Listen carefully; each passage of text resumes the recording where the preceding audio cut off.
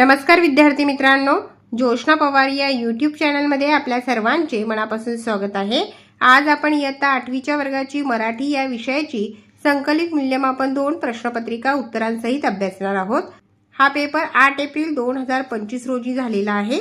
एकूण 60 गुणांचा पेपर आहे। त्यापैकी 10 गुणांची तोंडी परीक्षा आणि 50 गुणांची लेखी परीक्षा असणार आहे। या ठिकाणी प्रश्न क्रमांक आणि प्रत्येक प्रश्नाला किती गुण निर्धारित करण्यात आलेले आहे ते दिलेले आहे। तोंडी चाचणीवर आधारित प्रश्नपत्रिका अभ्यासू। प्रश्न पहिला, खालील अभंग वाच व त्यावर आधारित विचारलेल्या प्रश्नांची उत्तरे सांग। 5 गुणांसाठी 4 प्रश्नांची उत्तरे लिहायची आहे। या ठिकाणी अभंग दिलेला आहे। मी अभंग वाचत नाही, त्यामुळे आपला व्हिडिओ जास्त मोठा होईल। व्हिडिओ थांबवून तुम्ही अभंग वाचायचा आहे। अ प्रश्न, वरील अभंगात संत तुकारामांनी कशाचे महत्त्व सांगितले आहे ते सांगा। उत्तर, शब्दरूपी धन। वरील अभंगात संत तुकारामांनी शब्दरूपी धनाचे महत्त्व सांगितले आहे।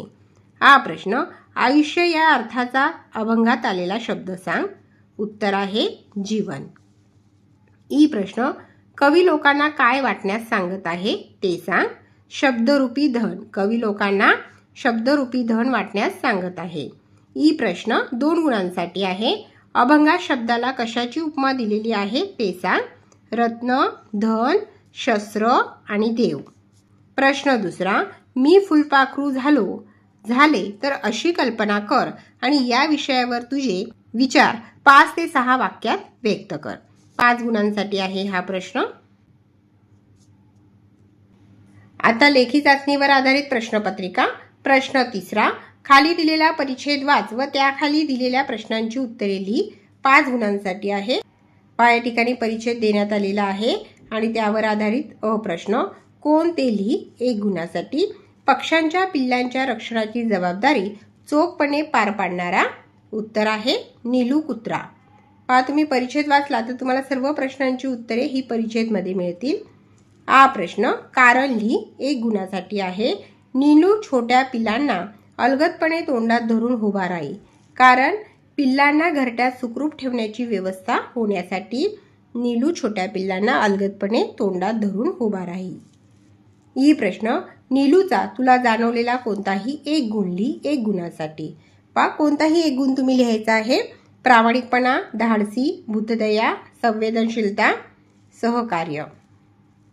ई प्रश्न, तुझ्या परिसरात एखाद्या पक्ष्याचे जखमी पिल्लू आढळले तर तू काय करशील ते 2 ते 3 वाक्यात लिही। 2 गुणांसाठी आहे। प्रथम मी त्याला सुरक्षित आणि शांत ठिकाणी ठेवेल।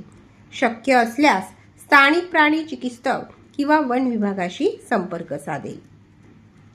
प्रश्न चौथा, खालील परिच्छेद वाच व त्याखालील दिलेल्या प्रश्नांची उत्तरे लिही। 5 गुणांसाठी पुढे दुसरा परिच्छेद देण्यात आलेला आहे, तो परिच्छेद देखील वाचायचा आहे। या ठिकाणी परिच्छेदाचा पुढील भाग देण्यात आलेला आहे आणि त्यावर आधारित अ प्रश्न, खालील विधान सत्य की असत्य ते लिही।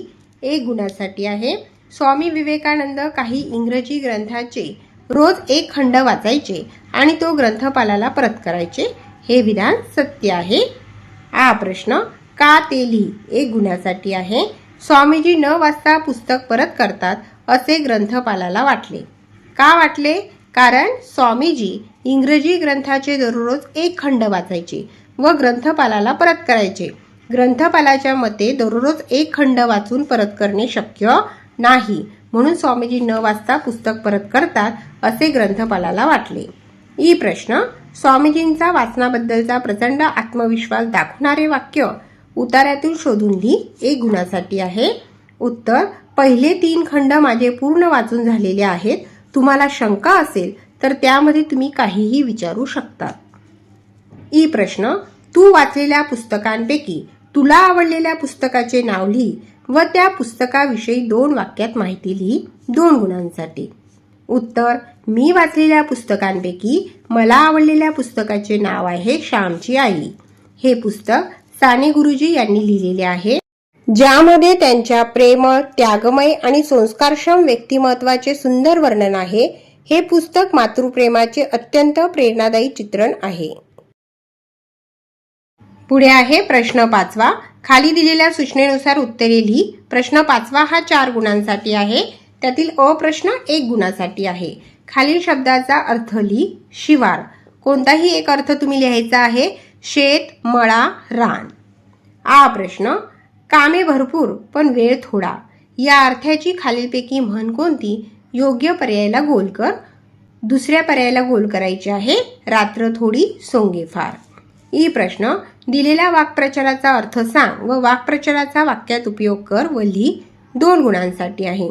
घाम गाळणे अर्थ आहे खूप मेहनत करणे आणि वाक्य परीक्षेत यश मिळवण्यासाठी राजूने रात्रंदिवस घाम गाळला. प्रश्न 6 खालील कविता वाच व त्यावर आधारित दिलेल्या प्रश्नांची उत्तरे लिही. 6 गुणांसाठी आहे. त्या ठिकाणी कविता देण्यात आलेली आहे. गे मायभू तुझे मी फेडी न पांग सारे आणि न आरतीला हे सूर्यचंद्र तारे. आई तुझ्या पुढे मी आहे अजून ताना शब्दात सोड माझ्या आता हळूच पाना. त्यावर आधारित अप्रश्न भारत मातेसाठी कवितेत आलेला शब्द लिही. 1 गुणासाठी आहे. मायभू आणि आई. आ प्रश्न खालील अर्थाची कवितेत आलेली ओळ शोधून लिही. 1 गुणासाठी. कवी सूर्य चंद्र तारे आरतीला आणून कृतज्ञतापूर्वक मातृभूमीचे उपकार फेडणार आहे. कवितेतील ओळ आहे गे मायभू तुझे मी फेडी न पांग सारे आणि न आरतीला हे सूर्य चंद्र तारे. ई प्रश्न कवितेतील यमक जुळणाऱ्या शब्दांच्या जोड्या लिही. 2 गुणांसाठी. सारे, तारे, ताना, पाहना. ई प्रश्न वरील कवितेतील तुला आवडणारी ओळ लिही.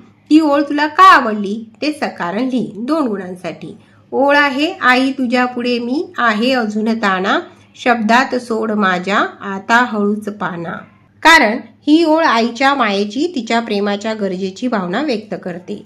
प्रश्न 7 खालील सूचनाफलक वाच व त्याखाली दिलेल्या प्रश्नांची उत्तरे लिही. 5 गुणांसाठी आहे. त्या ठिकाणी सूचनाफलक देण्यात आलेले आहे. दिनांक 21 मार्च 2025. सूचनाफलकावरची माहिती व्यवस्थित वाचायची आहे आणि त्यावर आधारित अप्रश्न खालील प्रश्नांची उत्तरे लिही. प्रश्न 1 गिर्यारोहण शिबिराचे आयोजन कोणत्या संस्थेने केलेले आहे ते लिही. 1 गुणासाठी. विशाल गिर्यारोहण संस्था पुणे. दुसरा प्रश्न गिर्यारोहण शिबिराबाबत अधिक माहिती कोठे मिळणार आहे ते लिही. 1 गुणासाठी.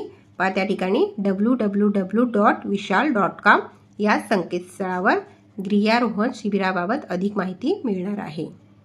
तिसरा प्रश्न गिर्यारोहण शिबिरासाठी नावनोंदणी करण्याची मुदत किती दिवस आहे ते लिही. उत्तर आहे 10 दिवस.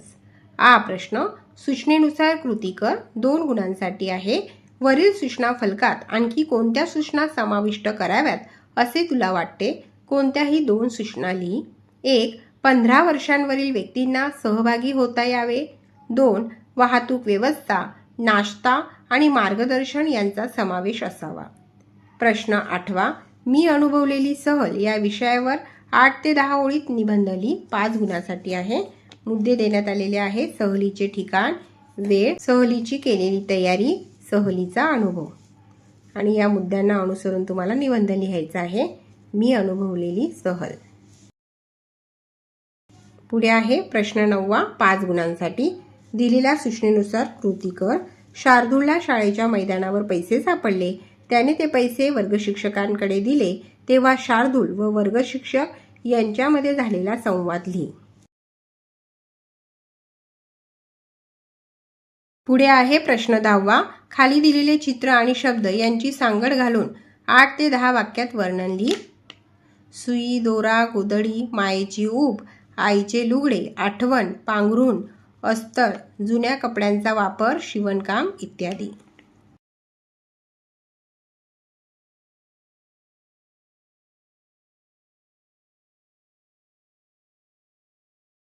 अतिशय सोपी अशी ही प्रश्नपत्रिका आहे.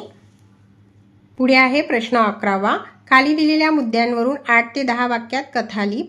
5 गुणांसाठी. मुद्दे आहे सुहानी नावाची मुलगी, पोहण्याची आवड, पावसाळ्याचे दिवस, बुडणाऱ्या मुलाचा जीव वाचवणे, गावकऱ्यांकडून कौतुक, शौर्य पुरस्कार. बघा या मुद्द्यांना अनुसरून तुम्हाला कथा लिहायची आहे. त्यानंतर पुढे आहे प्रश्न 12 खाली दिलेल्या सूचनेनुसार कृती कर. 5 गुणांसाठी आहे. त्यातील अ प्रश्न 1 गुणासाठी आहे. एखाद्या वाक्यात किंवा कवितेच्या चरणात एकाच अक्षराची पुनरावृत्ती होऊन नादामुळे जेव्हा त्याला सौंदर्य प्राप्त होते तेव्हा खालीलपैकी कोणता अलंकार होतो? योग्य पर्यायास गोल कर. त्याचा पहिला पर्याय बरोबर आहे अनुप्रास. आ प्रश्न, विद्या अधिक आलय या विग्रहाची संधी कर. विद्यालय. ई प्रश्न, खालील तक्ता पूर्ण कर. 2 गुणांसाठी आहे. सामासिक शब्द आणि समासाचा विग्रह. आमरण, मरेपर्यंत. तोंडपाठ, तोंडाने पाठ. पुढे आहे ई प्रश्न, खालीलपैकी कोणते लक्षण वसंत तिलका वृत्ताचे नाही? योग्य पर्यायास गोल कर. त्याचे उत्तर पहिले पर्याय आहे. प्रत्येक चरणात 15 अक्षरे असतात. पहा विद्यार्थी मित्रांनो, या ठिकाणी आपण इयत्ता 8वीच्या वर्गाची संकलित मूल्यमापन 2 प्रश्नपत्रिका उत्तरांसहित अभ्यासली. व्हिडिओ आवडल्यास व्हिडिओला लाईक करा आणि चॅनलला सबस्क्राईब करून ठेवा, जेणेकरून यापुढचे जे नवनवीन शैक्षणिक व्हिडिओ मी यूट्यूबवर टाकेन त्याची नोटिफिकेशन अगोदर तुमच्यापर्यंत पोहोचेल.